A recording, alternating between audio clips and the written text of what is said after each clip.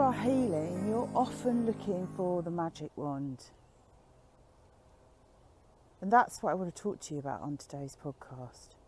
Welcome back to another episode of the Wildheart Diaries. It's Lisa here, Lisa Parks. How are you doing? You alright?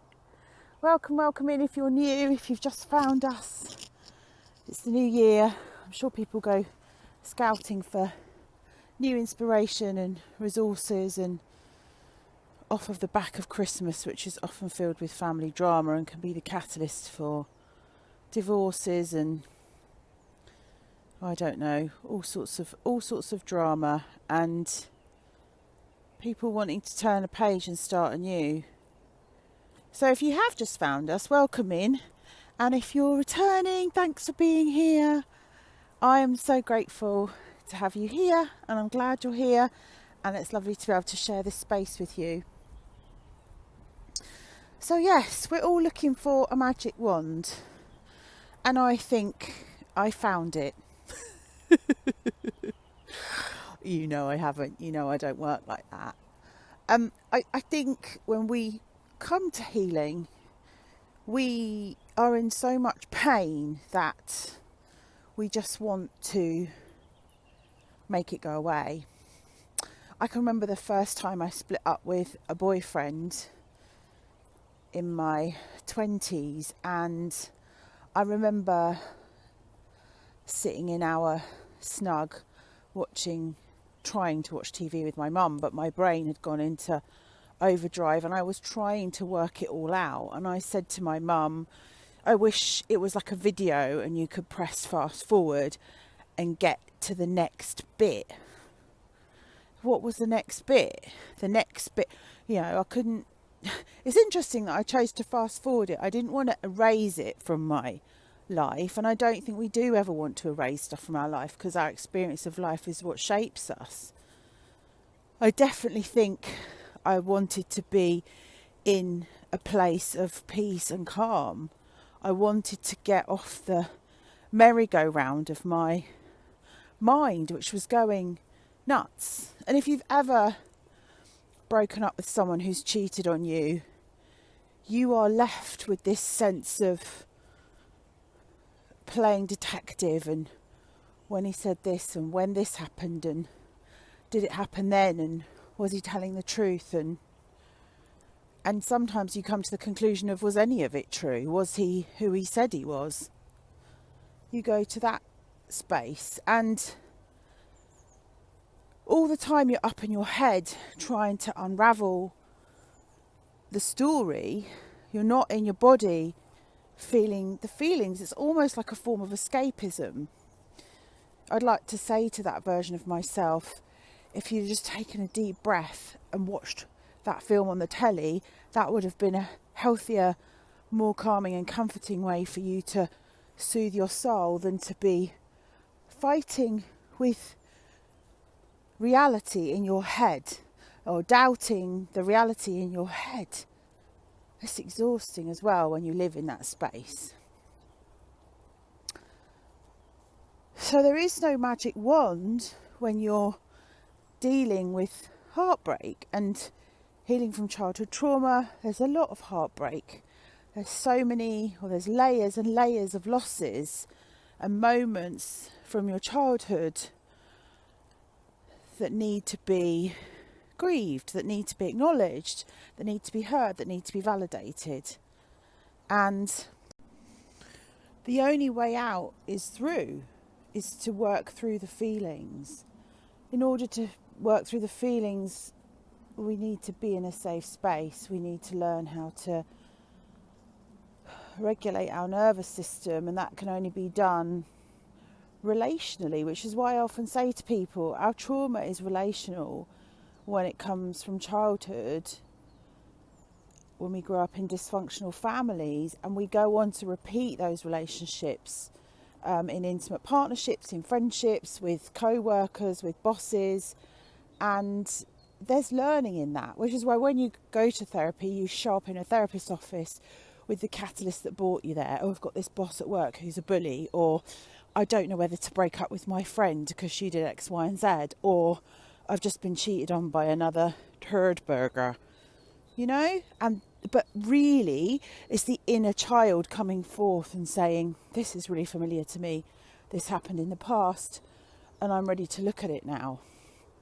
Although we don't always realise that when we arrive at healing. And there's something about having to be in a state of crises, having to be drowning in a sea of our own emotion, because we haven't yet learnt how to regulate our feelings. We haven't yet learnt how to work with our nervous system. We haven't had safe relationships as a container for that to happen in.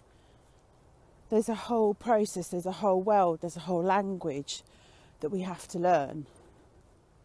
I often, just as a side note, send out offers on my courses and on my digital products to people, and people very rarely buy them, even when I offer like 50% off, because they don't know that they need them, because they're not tuned in, because they're not aware of what's going on with them, and they need the crisis. They need to be in huge amounts of pain that will bring them to their knees so that they can heal.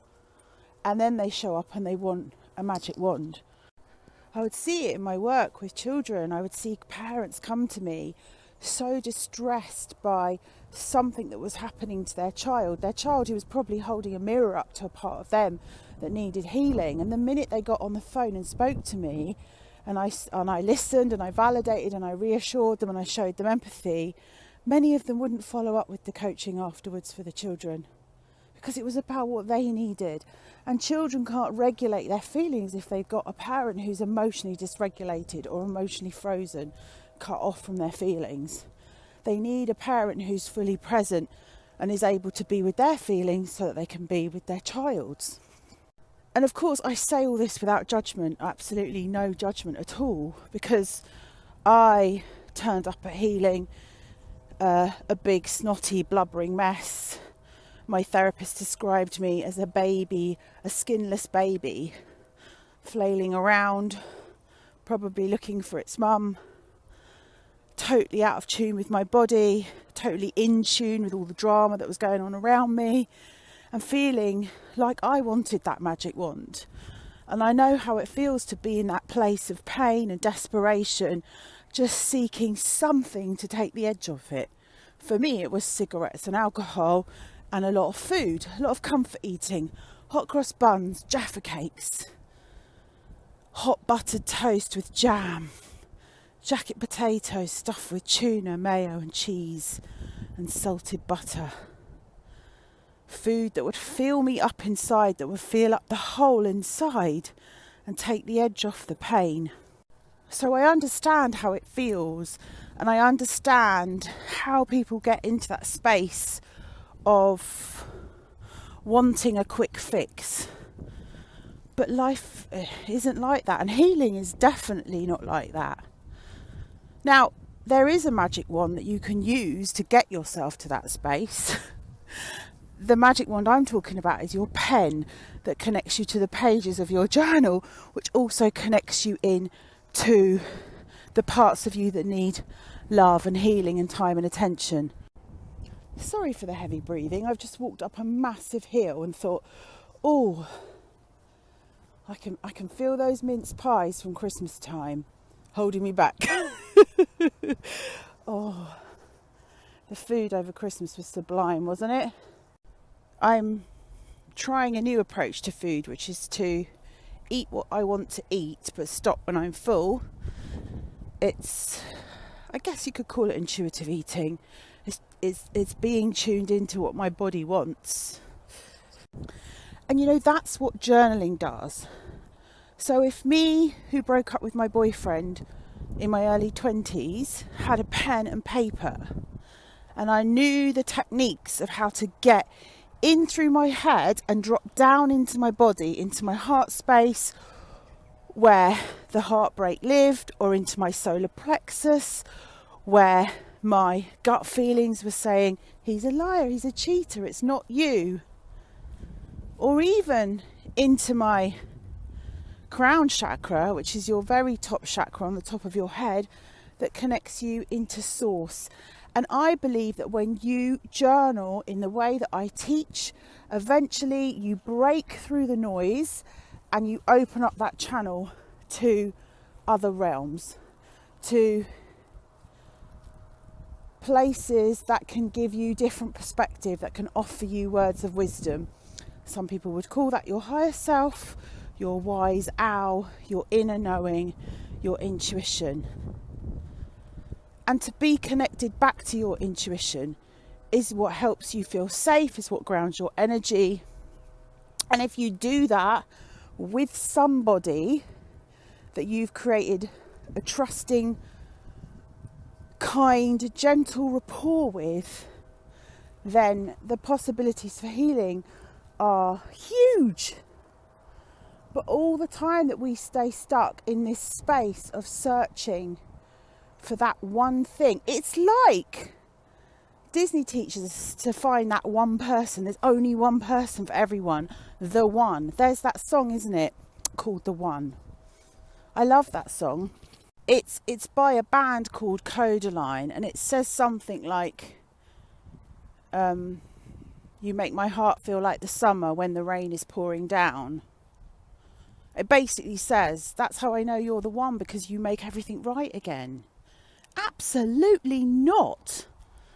You and me, we're the only ones that can make everything right again. And that sort of codependency or that neediness of another is where we give our power away. So we're all searching for the one person. We're all searching for the dream job or our life's purpose.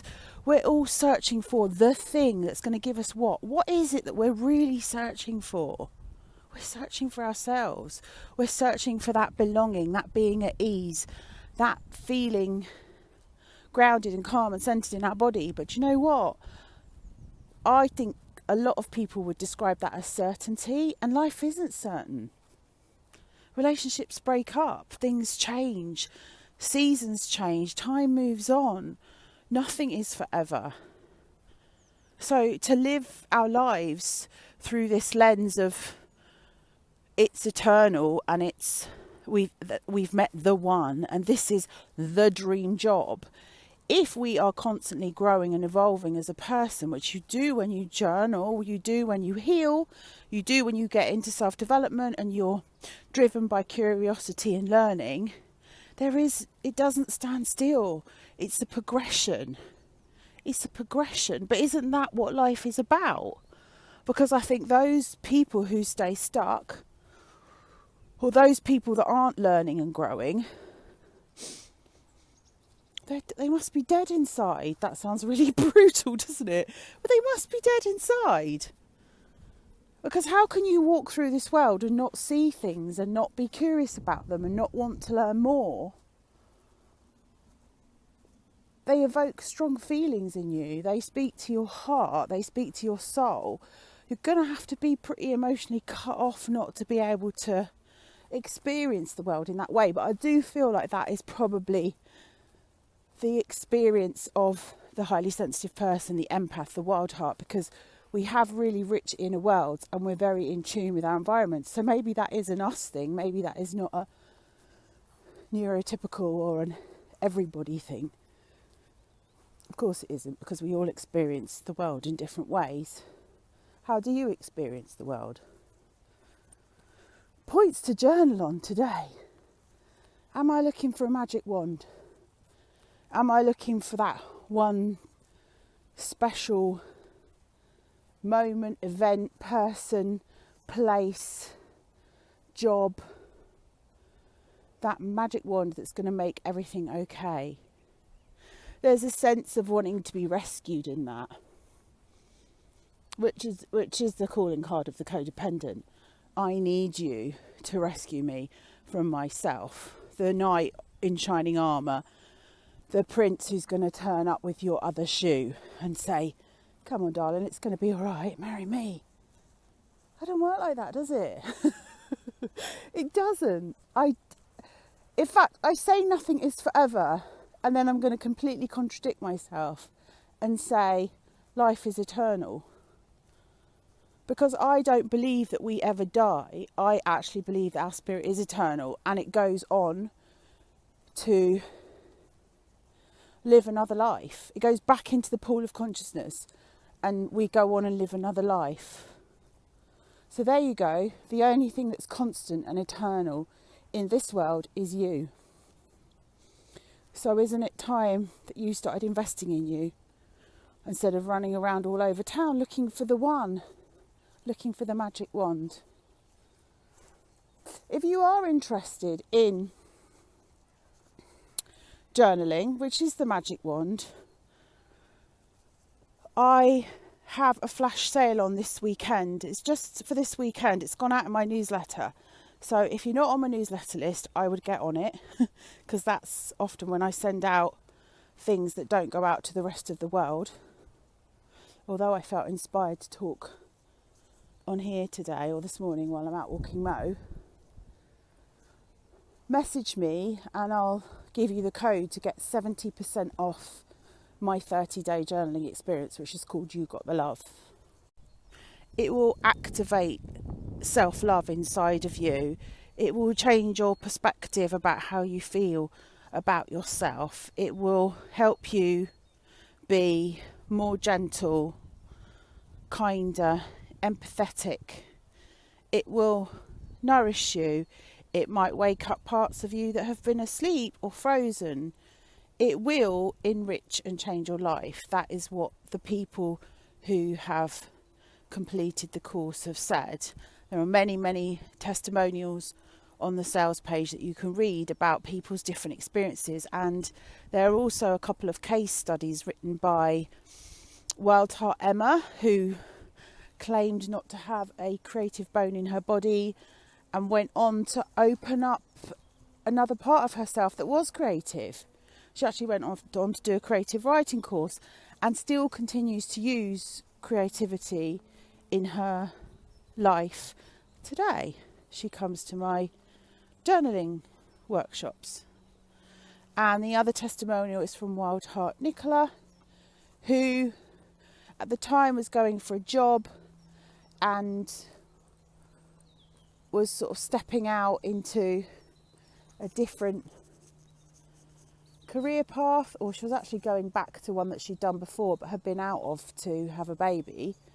And she used the 30-day journaling to boost her confidence and remember who she really was before she had a baby, before she became a mother. I think we lose ourselves in roles, don't we? We lose ourselves in the role of daughter, mother, sister, friend. We forget who we are. Then there was Wildheart Jane, who had a fear of getting old, and she found joy in life again and felt hopeful about the future. And this is all from 10 minutes of journaling every day for 30 days. It's magic. That is the magic wand. It's your pen. It's your pen and your journal, and it's a process. And life is a process, and that is so cheesy, isn't it? Life is a process. Life is about just putting one foot in front of the other. Like you put your pen on the page. You put your pen on the page, don't you? And you just trust that what comes out is meant for you. That's how we journal in You've Got the Love in the 30-day journal experience. That's like life. It's amazing that a lot of us listening to this podcast have been through harsh, traumatic and abusive childhoods, and yet we still put one foot in front of the other every day, and we still trust that everything's going to be okay. Trust is a big one, isn't it? But there's an element of letting go in trust and letting things unfold. I've certainly noticed as I've healed or walked this healing path that I have let go of people. I've let go of limiting beliefs that don't serve me. I've let go of lies that I've been told about myself. And I've let go of control. I've let go of trying to control other people's feelings, other people's stuff. I've let go of trying to fix other people. I've let go of trying to work it all out for people. I've even let go of trying to work it out for myself. I've learned how to sit in a space of not knowing and trusting that everything's going to be okay. And that is kind of what happens when you bring yourself to the blank page in your journal. It's an unknown space. And that's why on the course we have audio prompts, which is me talking to you like I do on here.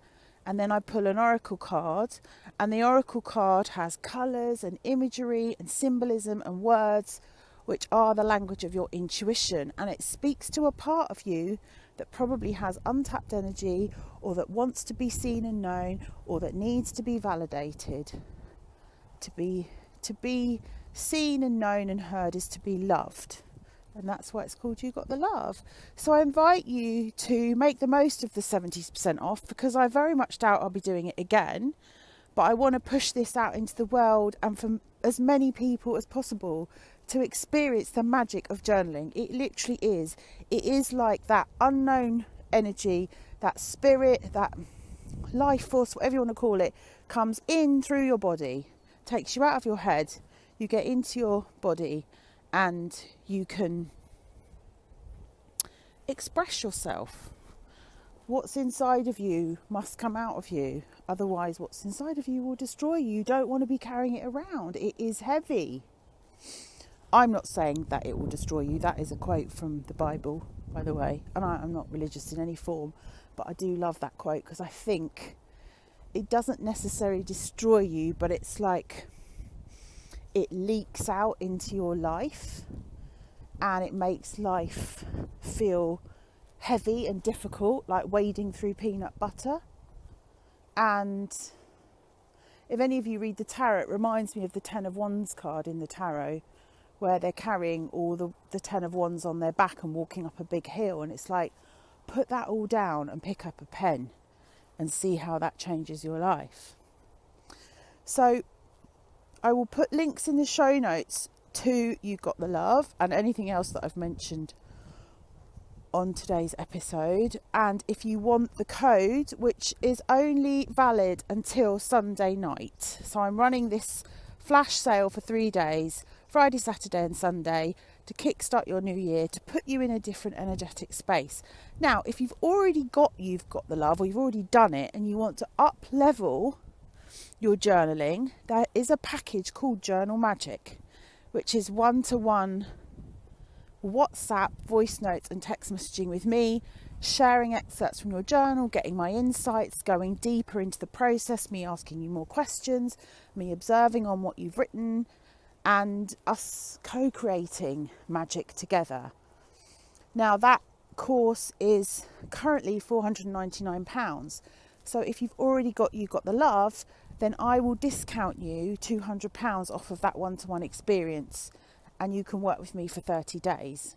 You can start whenever you like. You don't have to start on the first of the month. You just start it whenever you're ready. So that is also available to you. So that's all I got for you today, lovely wild hearts. Today is grey. The skies are grey, and the trees are bare, and the winter is here.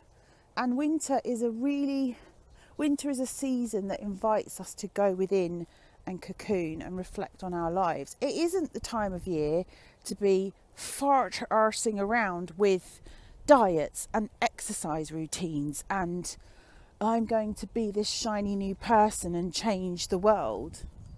It's the time to hunker down and sip tea and pick up a pen and write, or read a good book, or watch a good movie. What did I watch the other day on the TV?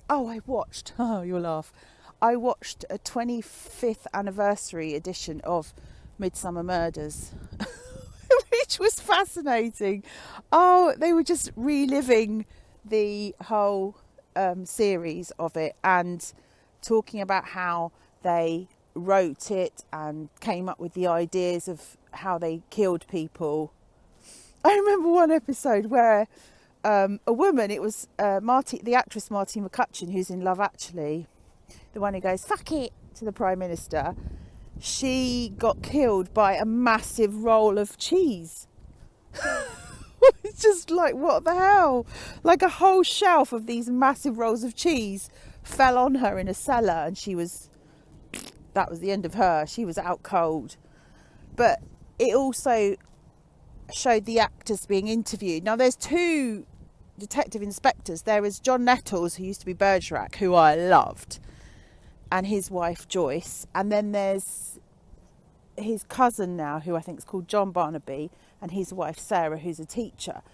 And when the new Barnaby arrived in Midsummer, I stopped watching.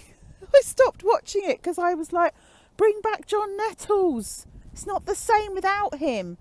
And then and so I'm revisiting it because I'm giving this other guy a chance. See what you got. See what you got. So yeah, I've been watching that. I've also been writing my murder mystery, which I'm really enjoying, and I'm also working on another writing project, which I can't talk about at the moment, but it's all just spilling out of me. I've been getting up at 6:30 in the morning, and obviously when I'm here walking Mo, I have the peace and quiet to be able to do that. Yesterday it poured down with rain all afternoon, and I just sat at the laptop with my journal open, listening to the sound of the rain. I would write a bit, journal a bit, pull some cards, and then write a bit more of my book. And it was just lovely. Endless cups of tea, bottomless cup of tea, a few leftover mince pies I think might have snuck in there. I was having a ball. It was really nice. I do think as a highly sensitive person it's important to have creative outlets. I think the world is quite an assault on our senses sometimes, and to have something we can just sit and do quietly is soothing and calming. Okay, so I hope you enjoyed today's episode, and I look forward to seeing you in the next one. Until then, stay wild, choose love. So much love to you. Bye for now.